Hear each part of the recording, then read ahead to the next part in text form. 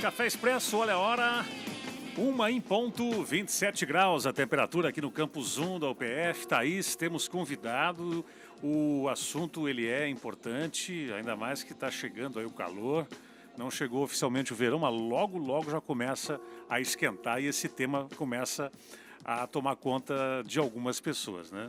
Você está falando da sudorese ou hiperidrose. Isso Quem aí. não conhece alguém que sua demais, né? Seja nas axilas, nas mãos principalmente. E para nos ajudar a entender melhor que problema é esse, como funciona o tratamento, Gerson, nós convidamos o médico, Dr. João Isidro Fracasso, ele que é cirurgião torácico, aliás, formado aqui pela Universidade de Passo Fundo, e lá já se passaram 17 anos desde a graduação do Dr. João na medicina. Doutor, seja muito bem-vindo ao Café Expresso. Obrigado pelo convite. A gente quer começar entendendo, doutor, o que é a sudorese ou a hiperidrose?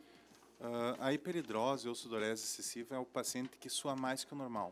Mas o que é o normal? Passa a ser anormal quando a sudorese está causando um transtorno na vida, né? Um transtorno no relacionamento dessas pessoas.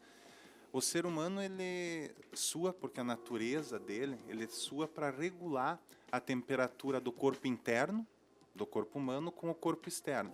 Então, a gente perde calor pela forma de suor, para regular as duas temperaturas. Só que algumas pessoas têm essa sudorese a mais, né? Eles suam mais. Geralmente, isso aí pode ser generalizado, ou seja, o corpo inteiro, mas a grande maioria das pessoas ela tem uma hiperidrose localizada, que ela pode ser facial, palmar, né?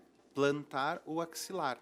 E junto com essa sudorese excessiva vem alguns transtornos que fazem com que algumas pessoas tenham alguma limitação comportamental ou até mesmo emocional. Queria lhe pedir alguns exemplos de sudorese excessiva, algo que realmente chama a atenção quando a gente toma conhecimento. Tá bom, vamos ver assim, as pessoas que têm uma hiperidrose, por exemplo, palmar. Quando essa pessoa vai dar a mão para outra pessoa para cumprimentar, antes de entregar a mão para um aperto de mão, ela seca na calça, porque a mão dela está úmida, está molhada.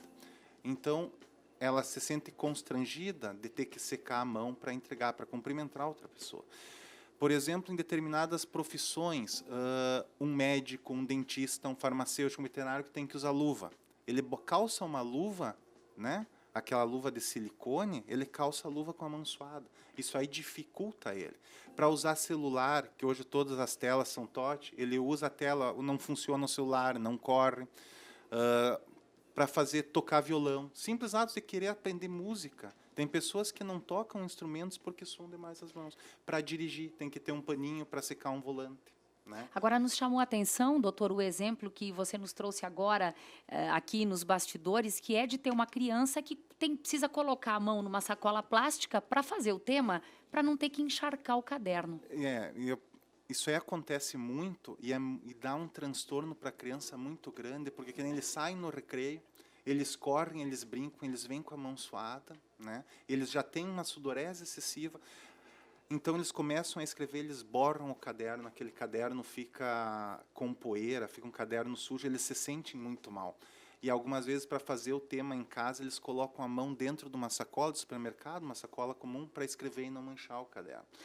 Então, na parte palmar, é um dos transtornos que tem. A parte axilar, a sudorese axilar, dá outro tipo de transtorno. A pessoa está sempre com as axilas molhadas, então ela vai comprar uma camiseta, ela olha e diz assim, essa camiseta amarela é muito bonita, como eu gostaria de usar essa camiseta, mas para mim não fica bem, e ela acaba comprando uma preta.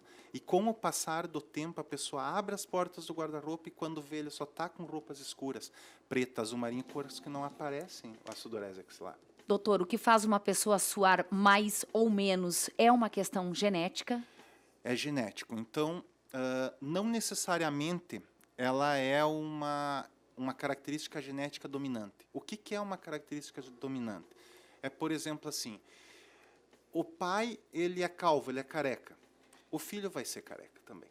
Isso aí é dominante. Pode ficar careca com 20, 30, com 40, com 50, mas ele vai ter perda de cabelo. Agora, sim, essa é uma genética que não necessariamente tu vai passar para o teu filho. Ele pode carregar o gene, mas não manifestar a patologia. pode se aparecer nos netos, os bisnetos, vai aparecer em alguém da geração. Vai sendo transmitida, mas não é uma característica dominante. E não é dominante assim, se o pai suar a mão, o filho vai suar a mão, não. Ele pode suar os pés, ele pode suar as axilas, pode suar a face, e não também na mesma proporção. Alguém pode ter uma hiperidrose severa e tu ter um filho com uma hiperidrose leve que apenas nem se manifesta e não causa transtorno. Tratamento para quem tem essas características?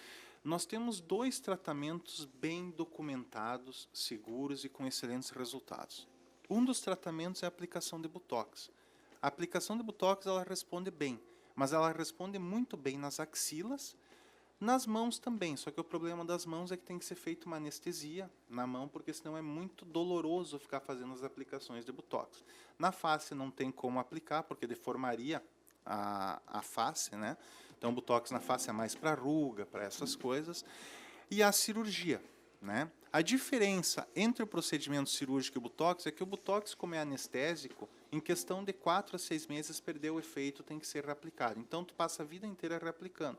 E a cirurgia é que tu tem que passar por um procedimento cirúrgico.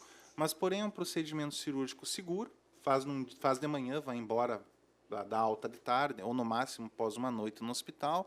Em 2, 3 dias a pessoa segue a sua vida normal, um procedimento que dura cerca de 30 minutos. E ele resolve todos os tipos? Resolve a hiperidrose axilar, a facial e a palmar. A plantar não resolve. De cada 4 pacientes que fazem o procedimento cirúrgico, um apenas vai resolver a hiperidrose nos pés. Por isso que é um procedimento que a gente faz para face, mão, axila. Os pés não. Ou a cirurgia é feita na axila, exatamente em qual parte do corpo? Ou depende a hiperidrose, o local da hiperidrose? Não. O procedimento ele é o mesmo. O que diferencia é o nível que a gente secciona do gânglio simpático para saber se é face, mão e axila. O corte é um corte de meio centímetro, um cortezinho embaixo de cada axila e um embaixo do seio. Na mulher a gente levanta o seio, faz na dobra do sutiã, e no homem numa parte mais baixa também. Então, esteticamente, em ponto de corte, a cirurgia é praticamente imperceptível. Pessoas com essas características, doutor, só para a gente fechar aqui, elas precisam buscar ajuda médica para não terem os transtornos que você nos relatou aqui há pouco. Como isto não é, vamos dizer assim, uma doença, o problema que tem é o transtorno que causa para a pessoa que é portadora, digamos assim, dessa sintomatologia.